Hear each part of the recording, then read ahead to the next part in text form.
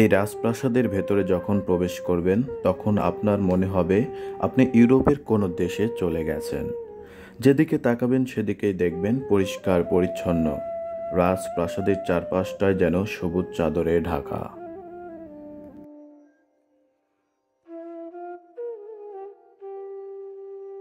দর্শক, এখন পদ্মায় যে পাম্পটি দেখতে পাচ্ছেন এটি আসলে পানির পাম্প। রাজা ওই সময়ে পানি তোলার জন্য এই পাম্প বসিয়েছিলেন।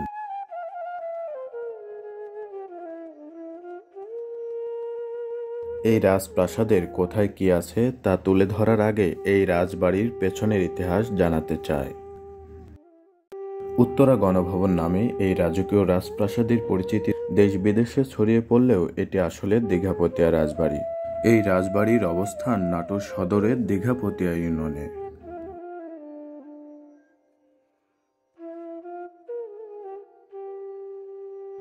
এই রাজবাড়ি থেকে নাটোর রাজবাড়ির দূরত্ব 4.25 কিলোমিটার। এখানে আসলে প্রথমে যে প্রশ্ন আপনার ভেতরটা নাড়া দিবে তা, রানী ভবানীর নাটোর রাজবাড়ির সাথে এই রাজ পরিবারের কোনো সম্পর্ক আছে কিনা।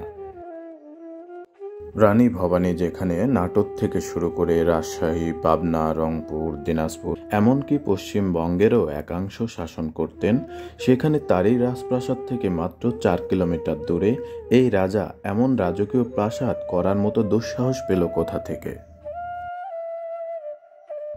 দর্শক, নানা ধরনের ফুল লতাপাতায় আচ্ছাদিত যে জায়গাটি দেখতে পাচ্ছেন এখানেই ছিল রানী মহল, যা 1897 সালের ভূমিকম্পে একেবারে ধ্বংস হয়ে যায়। সময়ের ব্যবধানে রানী মহলের জায়গায় ফুলের গাছ শোভা পেলেও একটি ভূমিকম্প কতটা মারাত্মক, কতটা ভয়ঙ্কর হতে পারে তারই বেদনা বহন করছে এই ফুলের বাগান।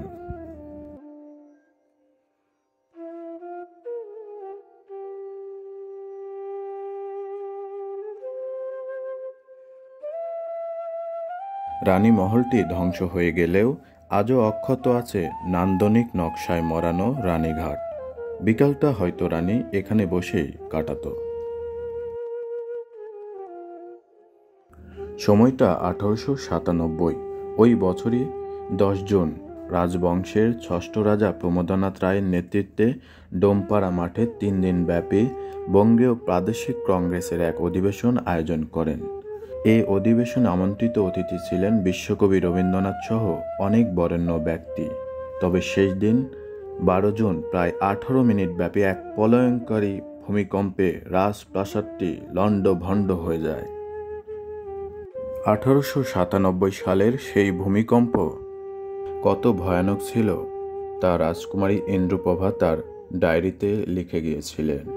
2017 সালে সেই ডায়েরি এখানকার ট্রেজারির এক সিন্ধুক থেকে উদ্ধার করা হয়। সেই ডায়েরিতে ইন্দ্রপ্রভা লিখেছেন, প্রায় 10-15 মিনিট ধরিয়া অনবর্ত পৃথিবী রেলগাড়ির মতো দুলিত ও কাঁপিতে লাগিল।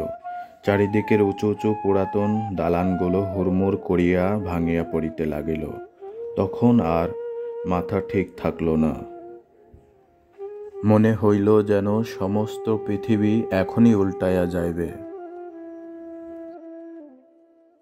বাগানের মাঝে বসানো রানীর খুব পছন্দের ফোয়ারা ছিল এটি।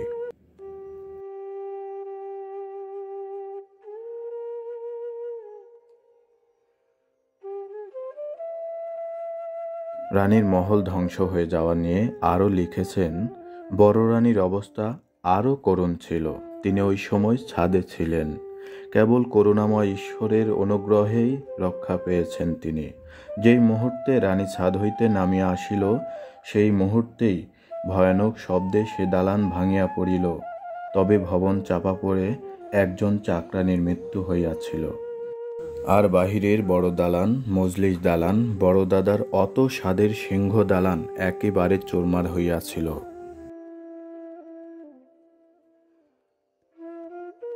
বঙ্গীয় কংগ্রেস সভা উপলক্ষে রাজ পরিবারের অধিকাংশ পুরুষই ছিল সভা মাঠে। তাই সেদিনের সেই ভূমিকম্পে রাজপ্রাসাদ ধ্বংস হয়ে গেলেও তেমন কোনো প্রাণনাশ ঘটেনি।